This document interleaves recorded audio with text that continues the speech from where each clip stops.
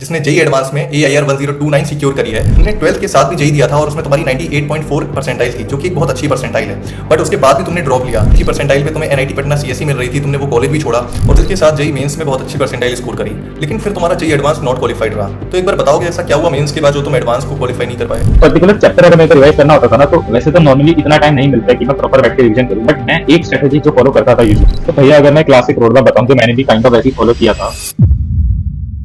Hello everyone, आज हमारे साथ इस वीडियो में एक बहुत ही स्पेशल गेस्ट है अनुष, जिसने जेई एडवांस में AIR 1029 सिक्योर करी है और ये सिर्फ अपने ड्रॉप ईयर में इसने ऐसा किया। इसके साथ ही इसने मेंस में भी बहुत अच्छी परसेंटाइल स्कोर करी है। तो आज इस वीडियो में अनुष से बात करते हैं और पता करते हैं उसकी जर्नी के बारे में कि उसने ये रैंक कैसे सिक्योर करी। तो अनुष, जैसा कि तुमने बताया कि तुमने 12th के साथ भी जेई दिया था और उसमें तुम्हारी 98.4 परसेंटाइल थी, जो कि एक बहुत अच्छी परसेंटाइल है, बट उसके बाद भी तुमने ड्रॉप लिया। तो एक बार बताओ कि तुम्हारा मन क्यों हुआ ड्रॉप लेने का?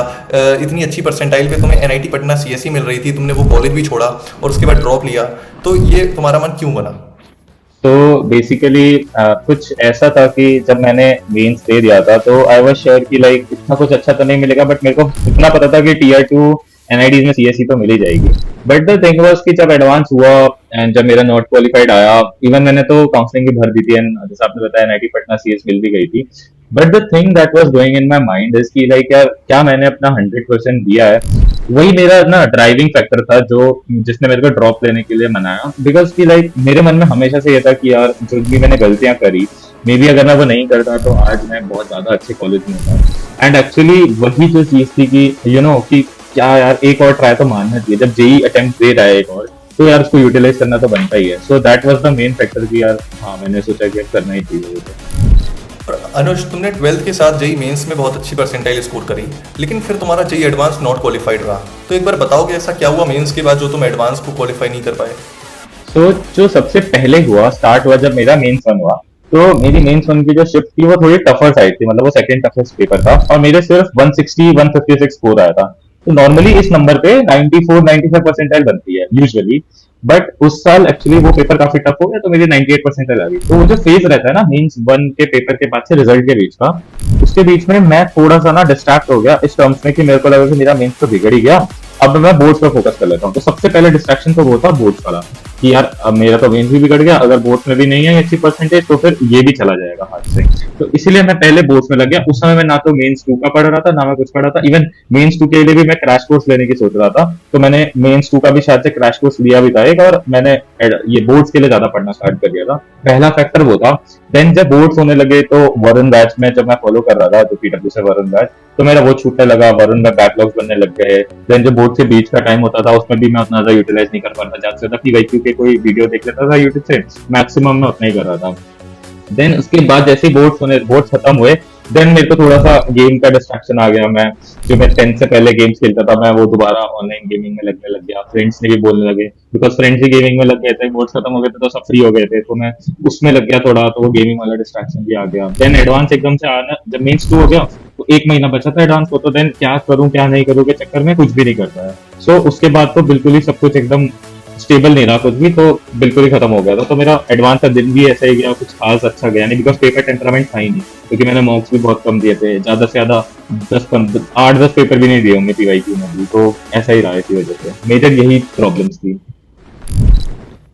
और फिर जब तुमने ड्रॉप लेने का सोचा तो तुमने बहुत ज़्यादा रिसर्च करी होगी कि अब ड्रॉप लेना है, बहुत ज़्यादा यूट्यूब पर देखा होगा, लोगों की वीडियोस देखी होंगी कि ड्रॉप लें या ना लें। उसके बाद तुमने ड्रॉप लेने का फैसला किया होगा। तो वो टाइम तुम्हारा कैसा रहा?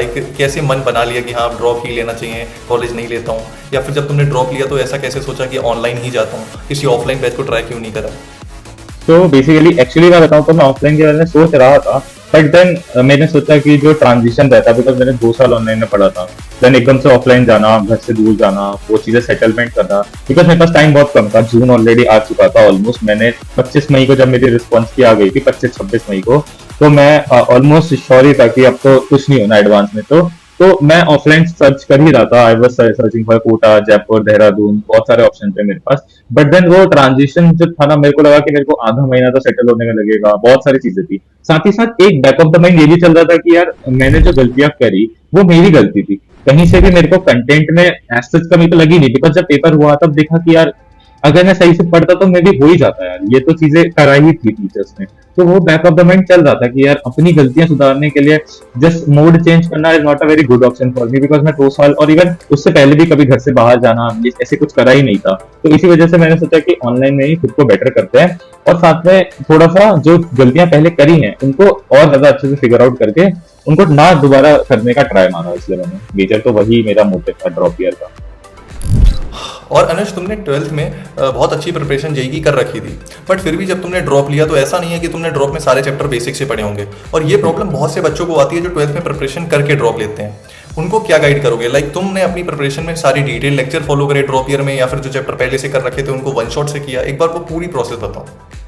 तो बेसिकली मैं क्या करता था कि जो चैप्टर मेरे स्ट्रॉन्ग थे, लाइक अगर मेरा कोई चैप्टर ऐसा था कि मेरे 12th में ही मेरे को सॉर्टेड था, मैंने पीवाई क्यू कर रखा, तो मैं क्या करता था, जैसे तो मान लो सोल्यूशन चैप्टर है, मेरा सोल्यूशन चैप्टर बहुत अच्छा था फिजिकल का, तो जैसे सर ने 7-8 लेक्चर लिए हैं तो मैं करता था नोट्स खोलता था, अपनी कॉपी लेके बैठता था, सर ने जो लेक्चर के नोट्स होते हैं उसका पीडीएफ खोला एंड नोट्स की रीडिंग लगाता था, उससे अपने शॉर्ट नोट्स बना लेता था। साथ में जहां भी पार्ट में मेरे को दिक्कत आई, जैसे सपोज सर ने कोई लाइन लिखी, मेरे को वो समझ नहीं आ रही है, मेरे को उसका मतलब समझ नहीं आ रहा, मैं लेक्चर में जाके उतना पार्ट देख लेता था उसका, तो मेरा टाइम भी बचता था और साथ ही साथ मेरे को दिक्कत भी नहीं होती थी। और अगर कोई चैप्टर ऐसा है ना जो मेरा मिड रेंज में है कि यार मतलब क्वेश्चन हो भी जाते हैं पर कभी कभार ऐसे आता है डाउट, उनके मैं लेक्चर 2x में देख लेता था या 1.5x में देख लेता था, बिकॉज कुछ ना कुछ नया मिल ही जाता था उससे, और नोट्स बना लेता था। और जो चैप्टर बिल्कुल ही खत्म था किया तो मैंने पढ़ा ही नहीं है या मेरे को बहुत ही दिक्कत आती है, उसके मैं फुल फ्लेजेड लेक्चर लेता था। तो स्टार्टिंग से मेरा जो बैकलॉग था मैंने वो ऐसे कवर कर लिया था, मेरा आधे महीने में लगभग सारा बैकलॉग कवर हो गया था जितना भी था। सिंस मैंने जून जब स्टार्ट होने वाला था तब मैंने ड्रॉप ईयर स्टार्ट किया था, तो मेरा लगभग आधा 1 महीने का बैकलॉग था, तो वो मैंने लगभग 15-20 दिन में कवर कर लिया था। इससे मेरे जल्दी जल्दी चैप्टर निपट रहे थे, और क्योंकि स्टार्टिंग में बहुत आसानी चैप्टर रहता है, मैथ्स में भी बेसिक मैथ, क्वाड्रेटिक, सीक्वेंस, ये मेरे ठीक ठाक थे। इवन फिजिकल केमिस्ट्री और फिजिक्स में भी मोशन एंड प्लेन ये सब मैंने ऐसे ही निपटाए थे ताकि थोड़ा सा मैं लाइफ में आ जाऊं। देन जब लाइफ में आया था तब मैं यही चीज थोड़ा बहुत फॉलो करता था ताकि मैं कुछ पीवाईक्यूज और ज्यादा कर पाऊं इस तरह से। तो ये मेरे ख्याल से ड्रॉप ईयर में एक अच्छी स्ट्रैटेजी रह सकती है आपके लिए अगर आपके चैप्टर्स थोड़े बहुत कवर्ड हैं 12th में। और अनुज, एक गलती बच्चे ये करते हैं जो ड्रॉप लेते हैं कि वो सोचते हैं उनके पास बहुत ज्यादा टाइम नहीं बचा है, और फिर वो टोटली वन शॉट पे डिपेंड हो जाते हैं इंस्टेड ऑफ डिटेल लेक्चर देखने की जगह। फिर चाहे वो रोटेशनल मोशन जैसा चैप्टर भी हो, इतना टफ चैप्टर जो अच्छा खासा टाइम डिजर्व करता है, बट फिर भी वो ऐसे चैप्टर भी वन शॉट से करने लग जाते हैं। तो ऐसे बच्चों के लिए तुम क्या गाइड करोगे? सिंपल सी बात है भाई, one shot is a only way to revise your chapters, जो या तो आपने इधर पढ़ रखे हैं पहले 11th-12th में या फिर आप ड्रॉप में पढ़ने के बाद रिवाइज कर रहे हो। One shot is never a way to complete a chapter, because यार टीचर की भी लिमिटेशन है ना, हर चैप्टर की अपनी रिक्वायरमेंट होती है। सो फॉर एग्जांपल अगर मान लो क्वाड्रेटिक इक्वेशन जैसा चैप्टर है जो आपने पढ़ा ही होगा, बिकॉज हम 10th में भी पढ़ते हैं वो चैप्टर, 11th में भी पढ़ते हैं, तो यार वो चैप्टर वन शॉट में टीचर कवर कर सकते हैं। बट जैसे भी भैया ने बताया रोटेशन मोशन, भाई वो चैप्टर में नीड ही नहीं है, वो चैप्टर कोई कर ही नहीं सकता 6-7 घंटे में, टीचर की भी तो लिमिटेशन है ना, तो इसीलिए वो सिर्फ उसे रिविजन की तरह पढ़ाते हैं। अगर आपको कभी भी किसी चैप्टर को कंप्लीट करना है तो आपको फुल लेक्चर के इधर आप नोट से पढ़ लो, 2x से देख लो, अगर बहुत ही कम टाइम है तो बिल्कुल 2x में देखो, कोई इशू नहीं है। But lectures is the only way to complete a chapter, उसके अलावा कोई तरीका नहीं है चैप्टर कंप्लीट करने का। सिंपल आंसर है। अच्छा अनुज, बच्चों को एक और डाउट रहता है कि हम कौन सी बुक्स फॉलो करें, कि बच्चा जैसे ही ड्रॉप ईयर या फिर अपनी जेई की तैयारी में कूदता है वो पहले ये नहीं देखता कि उसे कौन से टीचर्स फॉलो करने हैं या कहाँ से लेक्चर्स देखने हैं, वो सीधे ये कहता है मुझे बुक्स बता दो। ये रूडोल्फ जैसी, ब्लैक बुक जैसी टफ टफ बुक्स का नाम सुन लेता है और ऐसी बुक्स मार्केट से ले आता है। एक बार तुम बताओ अपने एक्सपीरियंस से, क्या कोई बुक करने की जरूरत है मेंस तक, या फिर कौन कौन सी बुक्स मैंडेटरी तुमने करी? तो भाई देखो, मेंस 1 तक तो मैंने कोई खास बुक करी नहीं थी।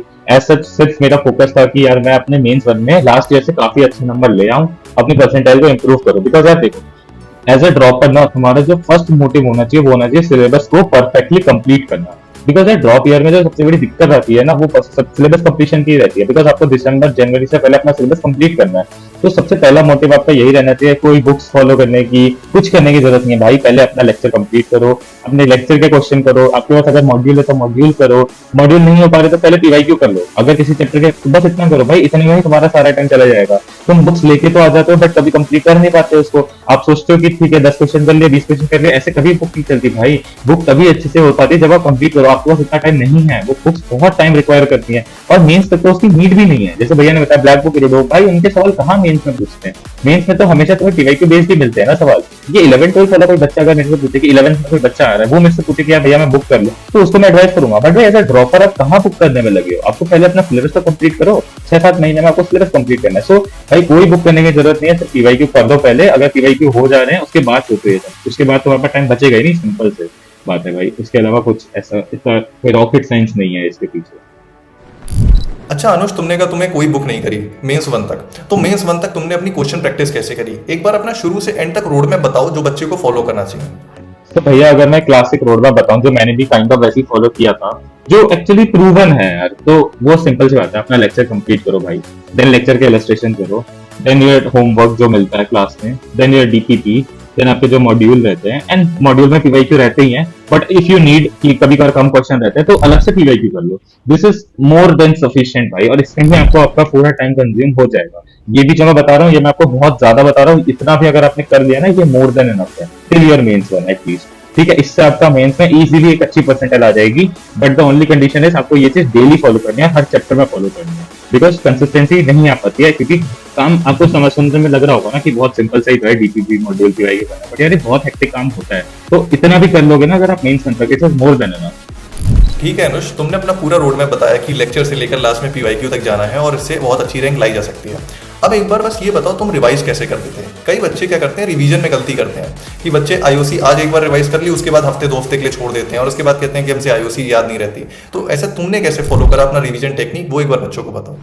तो सबसे पहला जो सबसे इंपॉर्टेंट सब्जेक्ट है जो भैया ने बताया रिवीजन के लिए इज आईओसी, वो सबसे ज्यादा, even the whole chemistry require सबसे ज्यादा रिवीजन। तो केमिस्ट्री के लिए तो भाई मैं एक ही रिकमेंड करता हूँ सबको एडवाइस किया, तुम ना एक दिन में चाहे 10 क्वेश्चन कम कर लो बट आधा घंटा रिवाइज कर दो, बिकॉज केमिस्ट्री ना अगर आपने एक भी दिन छोड़ी ना तो वो आपका लॉस कर देती है। मेरा भी यही 12th में एक रीजन था भी, बिकॉज मैं केमिस्ट्री नहीं पढ़ता था उतने अच्छे से, तो भाई केमिस्ट्री करो अच्छे से। ठीक है, दूसरी बात, कोई पर्टिकुलर चैप्टर अगर मेरे को रिवाइज करना होता था ना, तो वैसे तो नॉर्मली इतना टाइम नहीं मिलता है कि मैं प्रॉपर बैठ के रिवीजन करूं, बट मैं एक स्ट्रेटेजी जो फॉलो करता था यूजुअली कि संडे को देखो हमारे टेस्ट होते थे और मैं हर संडे टेस्ट देने का ट्राई मारता था। तो मैं क्या करता था, जैसे सैटरडे को जब भी टेस्ट होने वाला संडे को, उसके सारे चैप्टर्स लेता था और सैटरडे का होमवर्क नहीं करता था। सैटरडे को जो होमवर्क डीपीपी मॉड्यूल रहते हैं वो कुछ नहीं करता था। सैटरडे की शाम को बैठ के जितने चैप्टर आ रहे हैं ना सबके नोट्स रिवाइज करता था। देन दो प्रीवियस टेस्ट में मैंने मिस्टेक्स करी है ना उस चैप्टर की, वो ढूंढ भी लेता था कि पता चलता है, पता चल जाता है कि इस चैप्टर के ऐसे क्वेश्चन मेरी गलती रहती थी। तो मैं सैटरडे शाम को बैठ के पूरा वो सारे चैप्टर रिवाइज करता था, देन संडे को टेस्ट देता था और संडे की शाम को सैटरडे का काम कर लेता था। और यूजुअली जैसे कभी मेरे को लग रहा है यार इस चैप्टर की मेरे को नीड है, टेस्ट देने का लग जाता है ना कि मेरे को इन चैप्टर्स की नीड है, तो देखो ड्रॉप ईयर में ना टेस्ट आपके सबसे ज्यादा अच्छे फ्रेंड्स है, बिकॉज टेस्ट अच्छा आपको कोई नहीं सिखा के जाएगा। जितना आपको नॉलेज टेस्ट देगा ना कि आपकी क्या गलतियां हैं वो आपको वहीं से पता चलेगा। तो साथ में उसी संडे को जैसे आपका टेस्ट हुआ था आपको पता चल गया कि मेरे को चैप्टर में दिक्कत है, तो नेक्स्ट वीक में मैं ट्राई करता था कि देखो रिवीजन का एक फ्लो होता है, सबसे पहले आप नोट्स पढ़ो अपने, एक बार आधा एक घंटा बैठ के पूरे नोट्स को थोड़ा भी रिवाइज करो, देन उसके बाद क्वेश्चन प्रैक्टिस, जैसे क्लास नोट के क्वेश्चन रिवाइज कर लिए या फिर जो नोट में आपने क्वेश्चन लिखे या लेक्चर के क्वेश्चन दोबारा कर लिए, देन आप कुछ पीवाईक्यू कर लो स्पेसिफिक, जैसे आपने कभी कहीं करे होंगे तो मार्क करे होंगे ना, तो मार्क क्वेश्चन कर लो, दैट इज इनफ। इतने में आपका एक पूरा चैप्टर अच्छे से रिवाइज हो जाता है। बस यही मतलब एक क्लासिक थिंग है यार, इतना कर लोगे तो आपका हो जाएगा रिवाइज, मतलब एक ठीक ठाक चैप्टर। ठीक है, वो बार बार करोगे तो अपने आप वो माइंड में बैठ जाएगा। तो अनुष, जैसा कि तुमने बताया कि तुम हर संडे टेस्ट देते थे और उनको एनालाइज भी करते थे, ये सेम चीज़ मैं भी अपनी वीडियोस में बताता हूँ कि अगर आप कोई टेस्ट दे रहे हो तो उसको एनालाइज करना बहुत इंपॉर्टेंट है। अगर आप कोई टेस्ट देकर उसको एनालाइज नहीं कर रहे हो तो ये समझ लेना कि आपने वो टेस्ट दिया ही नहीं। और इसके साथ एक बहुत इंपॉर्टेंट क्वेश्चन उठता है कि ड्रॉप ईयर में बच्चा क्या करता है, ये सोचता है कि पहले सिलेबस निपटा लूँ उसके बाद टेस्ट देना शुरू करूंगा। तो इस पर अनुष तुम्हारा क्या कहना है, लाइक ड्रॉप ईयर में बच्चे को कब से टेस्ट देना शुरू कर देना चाहिए, क्योंकि ड्रॉप ईयर में बच्चे के पास बहुत कम टाइम होता है। तो देखो इसमें ना 3 टाइप के बच्चे आते हैं। सबसे पहला जो फ्रेश ड्रॉपर है जिसने 11th-12th में बिल्कुल जेई की तैयारी नहीं करी, तो उसको तो मैं ये रिकमेंड करूंगा कि भाई अक्टूबर नवंबर तक रुक जाओ, अक्टूबर नवंबर तक तो मत दो, थोड़ा 11th कंप्लीट हो दो, 12th हो दो तब दो। सेकंड टाइप के बच्चे वो हैं जिनकी 11th इनकम्प्लीट रहती है पर 12th अच्छा रहता है, जिसके अंदर मैं भी आता था। तो मैंने तो अगस्त सितंबर से देना स्टार्ट कर दिया था, जब मेरी 11th एक 70% हो गई थी, 60-70%, तब मैंने मॉक देना स्टार्ट कर दिया था। थर्ड वो आता है जिनका भाई 11th-12th ठीक ठाक था बट जस्ट पेपर खराब हो गया या तुम्हारा कुछ ठीक नहीं हुआ और तुम्हें 11th-12th में तुमने ठीक ठाक क्वेश्चन चाहिए, तुम तो भाई स्टार्टिंग से दोगे, तुम्हारे लिए तो कोई वही नहीं है, तो महीने में 2 चाहे दे दो, खाली सिर्फ महीने के 2 या 3 फुल टेस्ट दे दो, पर 2 पीवाईपी दो, कहीं और वेबसाइट से दे दो, पीडब्ल्यू में भी मिल जाएंगे तुम्हें फुल सिलेबस मॉक टेस्ट, जहां भी मिले दो। तो अपने हिसाब से देख लो आप किस क्राइटेरिया में आते हो, उस हिसाब से दे दो। बट हाँ, एज एन एवरेज आंसर मैं बोलूंगा सितंबर से लेकर अक्टूबर के बीच में, जब लाइक आपके ड्रॉप के 2-3 महीने हो जाते हैं, जब आप पढ़ाई के फेज में आ जाते हो, इवन अगस्त से भी स्टार्ट कर सकते हो आप। दो भाई मॉक देना बहुत इंपॉर्टेंट है, फुल सिलेबस मॉक आपको बहुत चीजें सिखाते हैं, आपकी 11th रिवाइज होने लगती है, आपके आगे के चैप्टर के जो फॉर्मुलाज हैं वो रिवाइज होने लगते हैं, आप मेंस के लिए बहुत रेडी हो जाते हो बेसिकली। इसके साथ अनुष एक ऐसी टिप बताओ जो बच्चा आज के टाइम में अभी जेई की तैयारी कर रहा है, या फिर अभी जो ये बच्चा वीडियो देख रहा है और जेई की तैयारी करने की सोच रहा है, जो चाह रहा है कि आज से शुरू करना चाहता है, बट उसके मन में एक डाउट है क्या अभी 99+ लाना पॉसिबल है। तो एक इन सारी कैटेगरी के बच्चों को तुम क्या रिकमेंड करोगे कि जेई की तैयारी पे कैसे उन्हें फोकस करना चाहिए? देखो सिंपल सा आंसर है, जितने बच्चों ने अभी तक मुझसे डाउट पूछे ना, देखो इंस्टाग्राम पे बहुत बच्चों के डाउट है, तो मैंने ना एक 2 लाइन आंसर है सिर्फ, अगर तुमने ये 2 चीजें कर ली ना तो तुम्हारा जेई में हो जाएगा। सिंपल सी बात है। पहली चीज, एक भी दिन ऐसा नहीं जाना चाहिए जिस दिन तुम कम पढ़ो, जिस दिन तुम या ना पढ़ो, एक भी दिन, नॉट इवन सिंगल डे। पता है हम बोलते हैं ना कि यार एक दिन ब्रेक ले लेते हैं, वो कर लेते नहीं। अगर तुम एक भी दिन ब्रेक लेते हो तो ना तो मैं गारंटी ले सकता हूँ, ना तुम कोई और ले सकता है। सेकेंडली, अपने टेस्ट में कंसिस्टेंट रहना। Now what does consistent mean? अच्छे स्कोर आने चाहिए नहीं, चाहे बुरा स्कोर है तब भी तुम इक्वल पढ़ोगे, चाहे अच्छा स्कोर है तब भी तुम ओवर कॉन्फिडेंस में जाके कम नहीं पढ़ोगे। अगर तुमने ये 2 चीजें पूरे साल भर शिद्दत से कर ली, without any break, without any demotivation, भाई तुम्हारा हो जाएगा। मैं लिख के देता हूँ ये तो। और अगर एक भी दिन छोड़ा या एक भी टेस्ट के बाद तुमने ये अच्छा स्कोर आ गया तो बिल्कुल ही ज्यादा ओवर कॉन्फिडेंट में आ गया, कम स्कोर आ गया तो बिल्कुल डिमोटिवेट हो गया, मेरा तो नहीं होने वाला, तो फिर भाई कोई कुछ नहीं बोल सकता। तो ये 2 चीजें करो भाई, बेस्ट है। बस एक करते जाओ, ठीक है? करते जाओगे, अपने आप तुम्हें इंप्रूवमेंट तुम्हारी परफॉर्मेंस में, तुम्हारे रिजल्ट में दिखेगा।